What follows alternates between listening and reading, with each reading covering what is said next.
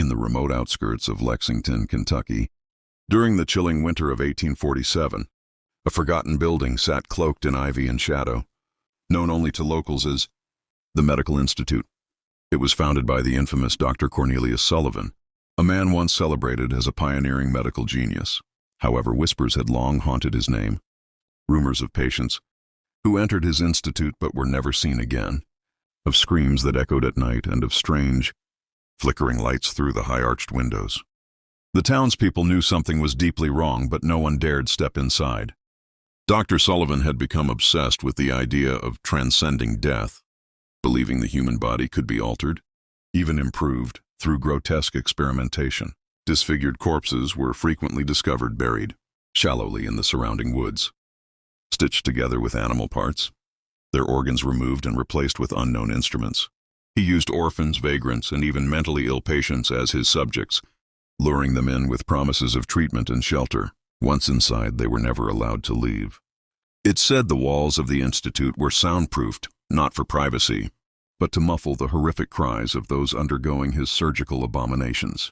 One of the most chilling discoveries came decades later, when construction workers renovating the site unearthed a hidden underground laboratory.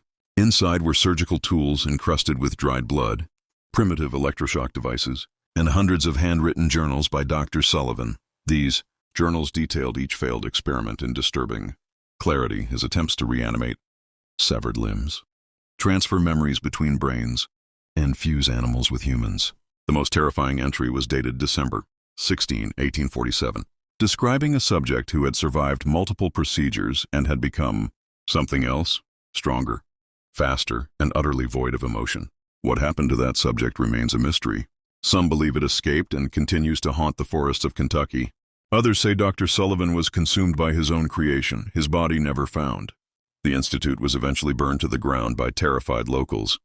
But strange sightings and disappearances continue to plague the area to this day. Ghost hunters report hearing muffled screams and the clanging of metal deep beneath the earth. Locals refuse to walk past the ruins after dark. To this day, the tale of Dr. Cornelius Sullivan and his Medical Institute of Horror remains one of Kentucky's darkest legends. A story of brilliance gone mad, of science twisted into nightmare, and of the terrifying cost of human obsession. As investigators pored over the surviving pages of Dr. Sullivan's journals, one disturbing theme became clear. He was not simply a deranged scientist, but a man convinced he was building a new species. He believed the human body was an imperfect machine, one he could upgrade through a series of surgeries that defied nature. One entry, splattered with ink and something darker, described how he had successfully removed the eyes of a man and replaced them with those of a cat, claiming the subject could now see in complete darkness.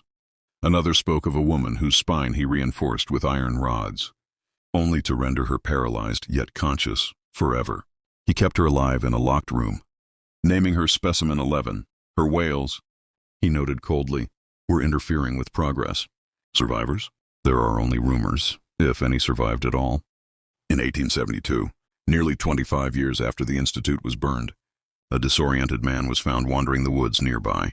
His body was covered in scars, surgical grafts, and his mouth had been crudely sewn shut. When doctors attempted to sedate him, he violently resisted, screaming incoherently in Latin and old medical terminology. Before he died of seizures, he reportedly scrawled Sullivan lives in blood across his hospital wall. What fueled further speculation was a photograph, discovered in the attic of an old Lexington estate. Dated 1846, the photo showed Dr. Sullivan standing among a group of what appeared to be patients or students, except one figure in the back had an inhuman appearance. It had the skeletal frame of a person but elongated arms, dark sunken sockets where eyes should have been, and a mouth that stretched unnaturally wide. Some say this was the subject alpha, Dr. Sullivan's first major breakthrough, or his final curse. Over time, strange things began happening near the ruins. Animals were found mutilated in the same surgical style seen in Sullivan's writings, organs removed with precision, bones broken and reset unnaturally.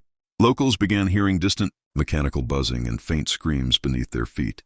One family who built a house near the former institute site reported their child waking up at 3 a.m. every night, speaking in a voice that wasn't hers, repeating phrases like, "The doctor said I'm not ready yet." In 1903, A group of medical students from Louisville attempted to excavate the basement levels of the ruined Institute for Research. Only 2 returned. One was found weeks later in a mental asylum, drawing endless blueprints of surgical tables and caged rooms. The other disappeared without a trace. Today, no building stands on the grounds, only wild brush and scorched earth, but no animals go near it, and no plants grow within its center. Those who trespass report sudden nosebleeds, migraines, and overwhelming feelings of dread. Electronic devices malfunction. Time itself seems to slow. Many believe Dr. Cornelius Sullivan succeeded in creating something that defied death.